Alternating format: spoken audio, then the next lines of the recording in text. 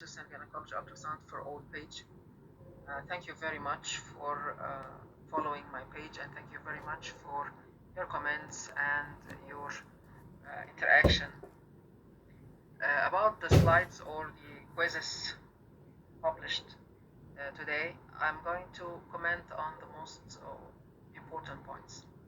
For this picture, you can see the embryo, and you can see the arrowed part here is just, as you can see here, the IUD, intrauterine contraceptive device. Either this IUD is present from the start as an intrauterine device, and so the pregnancy had happened with this IUD, or it may be embedded in the anterior uterine wall. And so in all cases, in such case, just follow up this case, or follow up by ultrasound and follow up your pregnancy, or follow up your pregnancy and the antenatal care, and in the end, of course, during delivery, for example, you can get this IUD outside. The next is this picture for the kidneys, actually. And about the perception of this picture, simply these are the ribs of the fetus and this part of the stomach, but these cysts actually are at the level of the fetal. Next picture, of course, the molar pregnancy. Of course, this is the molar changes or the complete mole, and maybe I publish this picture from time to time just to remind you of the molar changes or the molar pregnancy. Unfortunately, this picture specifically, we had many comments on it as an embryonic pregnancy, and I don't know why, actually. You can see two rings, okay?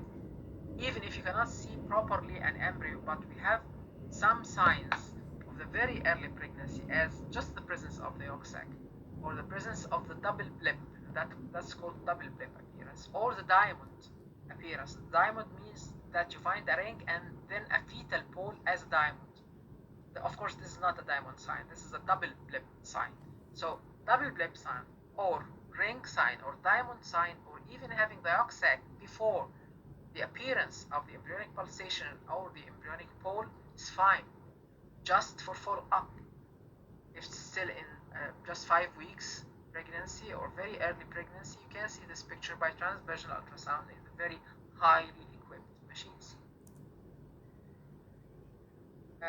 This picture actually is tricky, a little bit tricky, and I noticed that the comments on this picture were not right.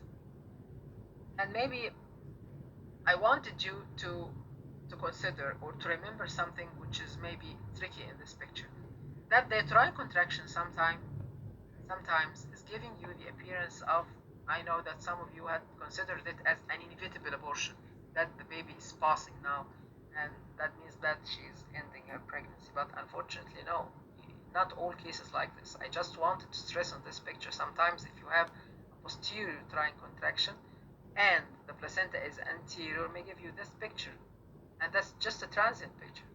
If you ask the patient to be, or the lady, the pregnant lady, to just rest for some time and come after a few minutes, 15 or 20 minutes, you will find that contraction will disappear, and so you'll find the pregnancy is fine again.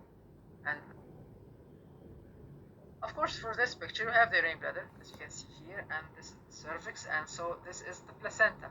As you can see here, the arrows are showing you the difference between the placental tissue and the cervical tissue.